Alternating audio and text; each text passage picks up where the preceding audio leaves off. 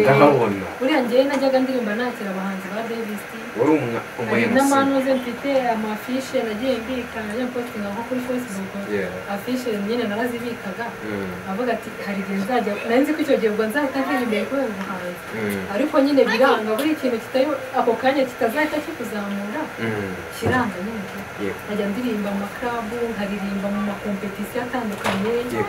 yewe n'abantu bakamenya ariko kugira ngo mu rwego rw'igihugu kuri uwo muntu azamuka bagahita bamumenya bapi kabisa ngeze aho noneho indirimbo zanjye zitangira gukina kuri Kiss FM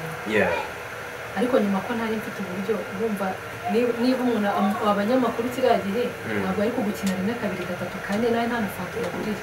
harumva nta bushobozi nari mfite ndi umunyeshuri ndavuga ati rero nurongeza aho ncika intege cyane ndavuga ati n'ubundi ntaho bizangiza mba mbishimutse nzi ukuntu nagize gutya nibonera akazi ahantu heza akunda avuga ati dukanze amabivuriro kandi ugiye kongera kudutamo kandi buriya n'imivugo nari ngeze kure wari umusizi nari umusizi abantu ibyari inzozi bibaye impamo waba ufite inzozi zo kugera kure mu bijyanye na muzika gana General Life Music School and Art Limited. Iki ni cya kigo cyigisha muzika ku rwego mpuzamahanga kuko kibafitiye abarimu b'inzobere kandi babyigiye. Bagira mu ishami rya multimedia. Muri music school bagiramo gucuranga gitari, solo, bass, acoustic, cymbal, piano ndetse no kuririmba na audio production. Naho muri multimedia bakagiramo computer skills, video production, photography, graphic design, TV production, film making, film acting, film lighting, animation, software development.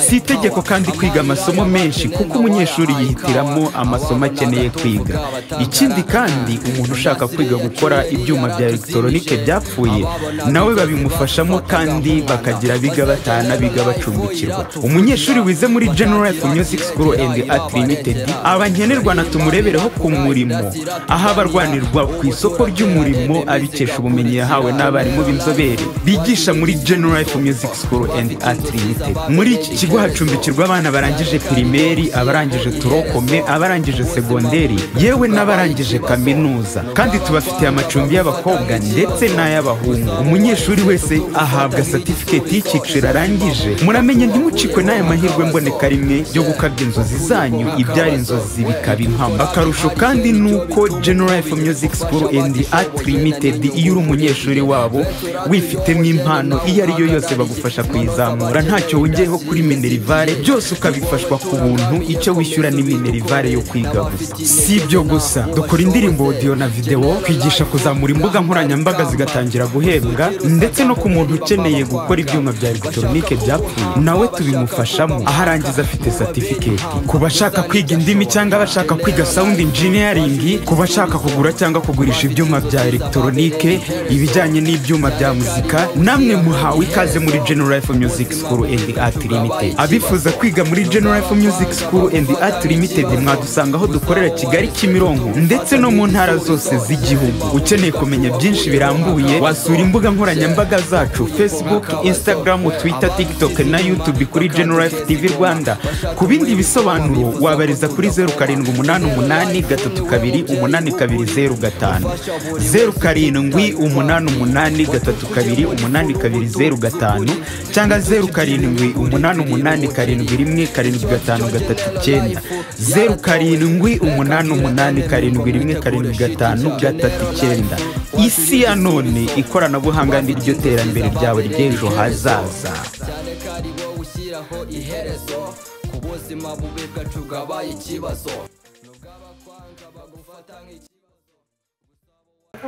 bimeze biterere bimeze neza murakoze cyane. nanjye nitwa Dr. Massage, akaba ari ryo zina banziho ku mbuga nkoranyambaga, ariko mu buzima busanzwe nitwa Nishimwe Liliane. nkaba mfite kampani yitwa Dr. Massage Company Limited, ikora ibintu bya massage zitandukanye zifitiye abantu akamaro, zifite ibibazo bigiye bitandukanye. uri umwe mu bantu barikoraho bikaka kubana namwe kugira ngo tuganire. nk'uko nabivuze ntibisanzwe, ni byiza cyane kumenyana n'umuntu bikarangira munakoranye n'ibintu bya hatari. ndishimye cyane riri Dr. Lily ntiwabyumva pe ntiwabyumva ni ukuri kaze bwa mbere kuri The Aura TV naje kumenya ubwenge naje kugira ubwenge ariko nibyo tugomba gukora nicyo kintu cya mbere cyica abantu no gucika intege ujya gutangira gukora ugasanga abantu babutanze mu mihanda ariko navuga bageze kure baragusize kera rero iyo ubarebeyeho ucika intege uvuga ngo ngiye ntaho ndagera bituma nyine ntaho ugera ariko iyo ubarebeyeho uvuga ati niba niwe yarahereye nkaho nahereye akaba ageze hariya gute njye ntakora cyane ngo nanjye nzagere nkaho we ageze yego dutangiye kuri kino kintu wavuze ati nitwa Dr. Lily massage ubundi massage ifasha iki mu buzima busanzwe ni ukuvuga ngo mbere yo kuvuga ikintu ifasha ndabanza kuvuga definisiyo ya massage bayita ubundi mu kinyarwanda nayita nk'iyakuramyakura cyangwa se ikanguramyakura cyangwa se ikanguramitsi cyangwa se ikangura imiyoboro y'amaraso kubera ko imitsi niyo tuzi ko niyo miyoboro amaraso acamo massage rero ni uburyo bwo gukangura imitsi kugira ngo amaraso abashe gutembera neza mu mubiri sirikirasiyo y'amaraso cyangwa se umuzenguruko w'amaraso aturuka mu birenge ajya ku bwonko yongera agaruka bigende neza noneho rero akamaro kayo ifasha abantu hari abantu bitewe n'imirire turya baba bafite amasukari menshi mu mubiri bakagira amavuta menshi mu mubiri ni ukuvuga ngo massage niyo mpamvu nabwo ziba zitandukanye hari massage zivanzemo na siporo nk'urugero nk'itwa physiology massage tugukorera massage twakuvaniramo n'udusiporo tugorora umubiri urumva icyo gihe ufite nk'amasukari menshi twagukoreshamo utwo dusiporo twanagukorera massage ukaba wabira ibyuya ya masukari akagusohokamo ukanywa amazi menshi sometimes tukakubwira amarejime ugomba gufata biragufasha kugira ngo umubiri wawe umere neza ku bantu rero bafite ibinure mu mubiri hari abantu bagira ibintu by'ibinure bikagenda bikitana mu maraso kuri ibi binure nabyo biratandukanye hari ababigira mu ruhu n'ababigira mu maraso akenshi usanga abantu bafite ibinure mu ruhu aribyo bituma usanga barwara ibiheri mu maso kuko nyine ni ibinure biba byarabayemo byinshi noneho bigatangira guteza ingaruka mu ruhu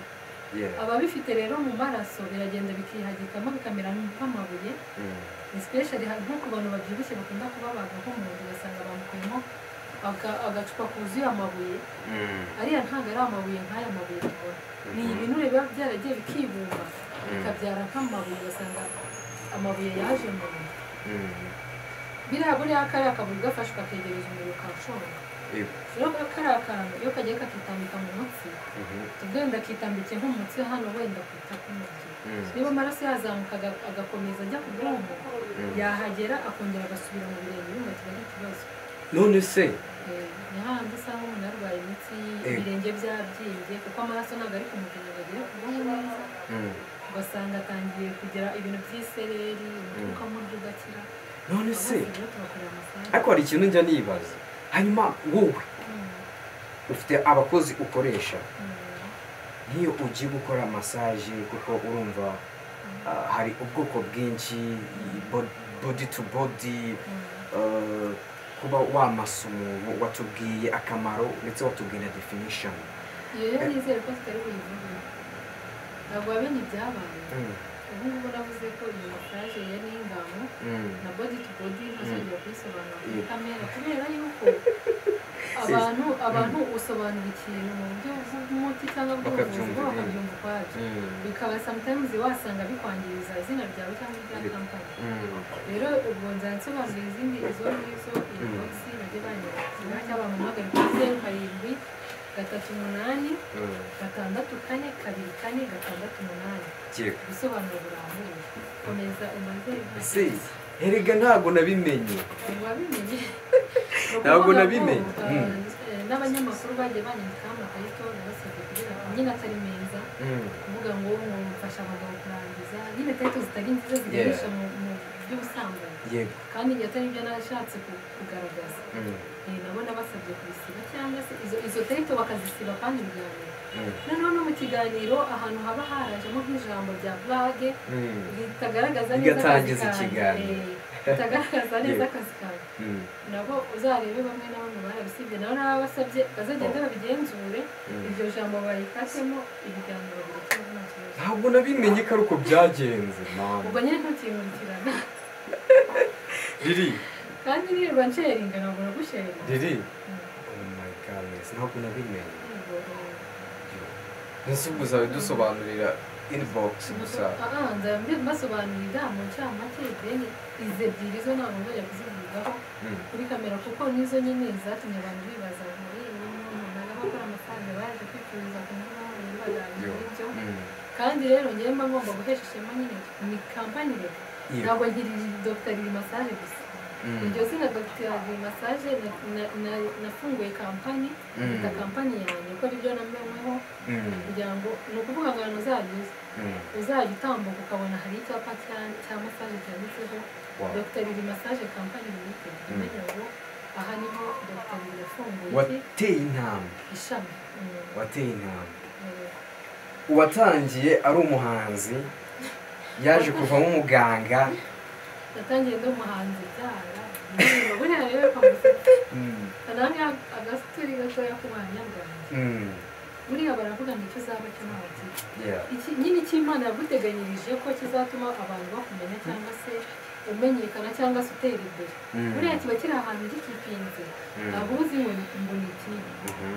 ubundi njyewe nari mfite inzozi zo kuzaba umuhanzi niga segonderi nkajya nandika indirimbo buriya ndiyandikira nandika indirimbo imivugo yewe nkanabiperezanta mu birori cyangwa se mu marushanwa nkanatsinda nkabona n'ibihembo numvaga nindangiza senior 6 nzahita ninjira mu muziki uko byagenze naje kurangiza senior 6 ninjira mu bintu by'umuziki tangira music ubwo dutagamo ziriya hits za kiragiye kuri indirimbo zanjye zanakinwaga kuri Kiss FM hari n'abazizi ndabizi ari nizo twirirwaga dukina iby'abana kera tukiri abana hari abazizi ariko batazi ko ari izanjye atari riri nyine ngiye wanjyewe ubwo ngubwo ntangira kwinjira natangiye mbekinga abantu ugasanga nabwo ati ndumufite ijwi ryiza wambekinge mu ndirimbo abantu batangira abaproducer batangira gukunda ijwi ryanjye urabona kiriya gihe muri iriya myaka ya 2016 abantu baragiraga abantu ntabwo abakobwa bajyaga muri muzike cyane rero nk'umuproducer bagakorera abahungu gusa yari yagiraga amahirwe yo kumva nk'umukobwa ufite ijwi ryiza yaraprofitaga akavuga ati umwana nakunamura napenda nanjye yazamana na studio yanjye cyane ko amastudio atari yagafatisha cyane ugasanga mbonye izo opportunité mu producer akambwira ati afite ijwi ryiza courage ese wakwinjiye mu muziki ariko ngiye numva ambaraga cyane mbishyiramo ko icyo gihe urumva nta mafaranga yari ifite n'umunyeshuri avuga ati rero nta bushobozi nabuzana niyo mpamvu najya mbijyamo buri indirimbo zanjye ziriya ndirimbo zose nagiye nkorana kuri support z'abaproducer Imana ibaha umugisha for free iyo baranantegeraga disi bakumva ubwo narizi ko ari nawe wishyuye Kalifani kugira ngo mukorane kiriya gihanga Kalifani buriya yaransapotinze kuko yaransapotinze navuga ngo naramwishyuye ko yari inshuti ya sisita ko yakundaga video z'indirimbo ze n'izindi ndirimbo zitandukanye zaba Tom Close n'abandi afite indirimbo nyinshi yakitinze niyo wamuje nawe kuko nakundaga uburyo Kalifani yaririmbamo ariko se ntabwo uzabona ko na Kalifani wazamunze ubwo amahirwe ko Kalifani ni umwana mwiza buriya mu bahanzi nyarwanda umuntu wa mbere natangira ubuhamya uha underground Mose featuring shaka Kalifani na Mwami umuntu utanga ko Imana izajya imuha umugisha kabone niyo wenda ahantu hose batagenda bavuga ngo yaramenyekanye ariko Imana igiye imunyurizamo inzira z'umugisha mu buzima bwe nazagira ikintu abura kijyanye n'amafaranga kabisa kuko agira umutima wo gufasha n'abandi simvuze ko batabugira ariko wenda rero bamwe na bamwe twakakorabo bakatwemerera ku munsi wo kujya kuri studio bakatwica ukirirwa kuri studio n'ifaranga twawe wakoreye uhembwa twaguhuse ugasanga tumariye he muri studio uvuga ati umuntu naza ndamugurira ibiki n'ibiki ugasanga dushobora kuhongera ariko Kalifani respect to him kandi ndizera indirimbo twakoranye tuzagenda gutegura uburyo nzayikorera video nziza mu minsi minsi indi minsi ni ukuvuga ngo abakunzi ubwo rero nari narinjiraho gatoya uburyo rero ninjiye mu buhanzi ubwo bakajya bansapotinga gutyo noneho ntangira kujya ndikode buriya hari n'indirimbo narikodinze zitari kuri YouTube najyaga nkoresha mu makwe nkakoresha nyine mu birori bitandukanye mu maklabu buriya najyaga ndirimba za Gisimenti za ahari Remera hari club yahabaga yitwaga ndayibagiye kari akayetaje karimo hariya muri Korodoro ndahabona buriya njyewe najyaga ndirimba nakira abahanzi ba Davis wari umuyobozi n'amanuze mfite amafishe nagiye mbika najya postinga nko kuri Facebook afishe nyine narazibikaga avuga ati hari igihe nzajya nari nzi ko icyo gihe ubwo nzahita ntera imbere kubera ubuhanzi ariko nyine biranga buri ikintu kitari ako kanya kitazahita kikuzamura kiranga nyine najya ndirimba mu maklabu nkaririmba mu makompetisiyo atandukanye yewe n'abantu bakamenya ariko kugira ngo mu rwego rw'igihugu kuri uwo muntu azamuka bagahita bamumenya bapi kabisa ngeze aho noneho indirimbo zanjye zitangira gukina kuri Kiss FM ariko nyuma ko ntari mfite uburyo urumva niba umuntu abanyamakuru kiriya gihe ntabwo ari kugukina rimwe kabiri gatatu kane nawe nta na fanta yagurira harumva nta bushobozi nari mfite ndi umunyeshuri ndavuga ati rero norongeza aho nciye ikintu cyane ndavuga ati n'ubundi ntaho bizangiza mba mbishingutse nzi ukuntu nageze gutya nibonera akazi ahantu heza akunda avuga ati dukanze amabivuriro kandi ugiye kongera kudutamo kandi buriya n'imivugo nayo ngeze kure wari umusizi nari umusizi abantu ndashimira abayobozi banjye b'abantu bari hano kuri Prince House hari abayobozi ntabwo nibagirwa pe bamfashije kuko byatangiye niyabonesha mu mudugudu mu muganda ari uburyo bw'ubufasha kuko uriya witabira umuganda ugasaba ijambo navuga ati rero ngende umusizi nimujya mungenera mu bikorwa by'umudugudu wacu cyangwa akagari kacu cyangwa umurenge mujye mumbwira sije njyewe nandika umuvugo fofi ndabibemereye amaperformance bwa mbere babona ibiriseri batangira ko kujya bibwiriza bakampemba nyine kubera ko babona mu bwitange mfite baranzamura buriya nayo ngeze ku rwego rw'umurenge kandi urumva banampuzaga n'abayobozi hari umuyobozi nawe ukorera Gikondo muri ziriya karitsiye Kanyombya atuyemo uwo mupapa yaramfashije cyane pe ku buryo nk'iyo habaga ibintu by'umuganura ibintu nk'ibyo yampaga ibiraka akansabira nko mu midugudu nk'ine akajya ampamagara akavuga ati wewe uraza uvuge umuvuduko uri moto wenda 20 cyangwa 10 uhita usimbuka ujye n'ahandi akamama konegisiyo nabuze nimero y'Imana imuhe umugisha pe nabona iki kiganiro asabye ko namushimira azakibona gusa ko atari cyo cyari kuzatuma abantu bamenya nyuma yaho naje kubireka biranibagirana kubwo y'Imana cya kintu icyo uzabaho cyo ntaho kiti ubwo naje kwisanga nari nizi ibintu bya massage nsanga nibyo bitumye abantu bamenya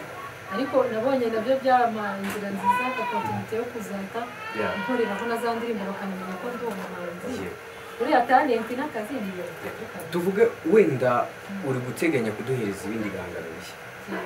vuba cyane hari abantu bibaza ngo ese ko uri Dr. Massage ngo uzajya mu miziki mu biki uriya talent impano y'umuntu n'akazi biratandukanye akazi ni aka buri munsi ariko talent ishobora kubikorana n'akazi ukayikodinga ugahereza abantu indirimbo zituma bishima byari ibihe byiza byari akanyuzemo nyine mu ukuntu icyo uzaba cyo ntaho kiri urumva nashyize imbaraga nyinshi mu buhanzi nkajya nandika nkaririmba mu makwe bakananyishyura ariko wapi wenda indirimbo kuri Kiss FM barafashe barazikinnye nk'amezi abiri ariko urumva buriya njye natangiye imena amaroni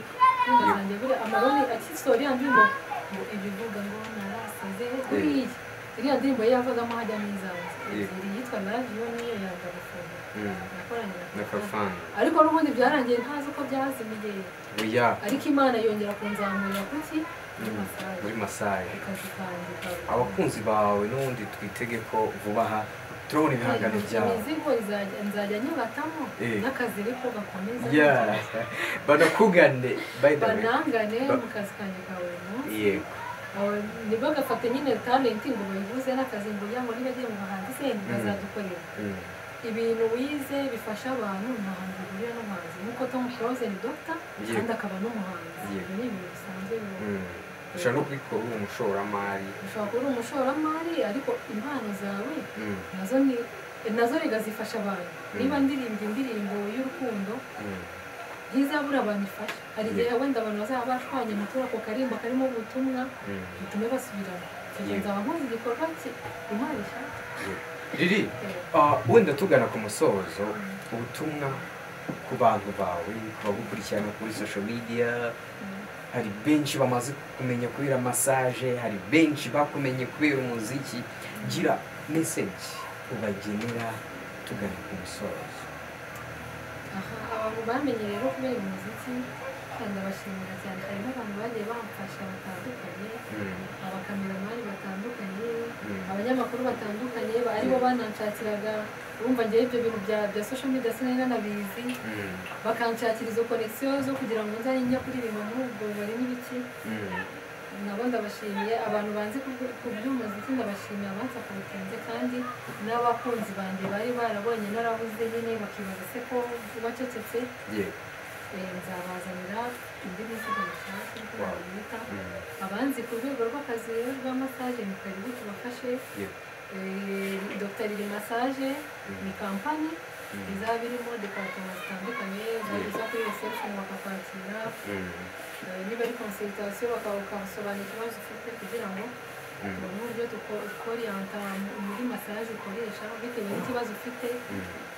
yewe muzabona serivisi nziza ni karibu rwose munamamagara kuri nimero nababwiye n'abakeneye kudusapotinga dukeneye ibikoresho bitandukanye ni karibu abaterankunga turabakeneye kuko urumva niba uri gufungura amashami niba warabaye kampani waratangiye uri ku giti cyawe niba naratangiye ari kuri telefoni bikageza ku rwego rwa kampani urumva nyine ariko nanone nta mutwe umwe nta maboko amwe nyine gishobora 100% tugikeneye mu buryo bw'ubushobozi wakoze cyane kwitabira ubutumire bwanjye God bless you ni ukuri nk'ibisanzwe rero mukomeze mudusapotinge mukanda subscribe kugira ngo ibintu byacu bikomeze kugera kuri the level komeze kudusapotinga mu buryo busanzwe cyangwa ubundi Imana ibarinde tuzasubire mu biganiro by'ubutaha asante.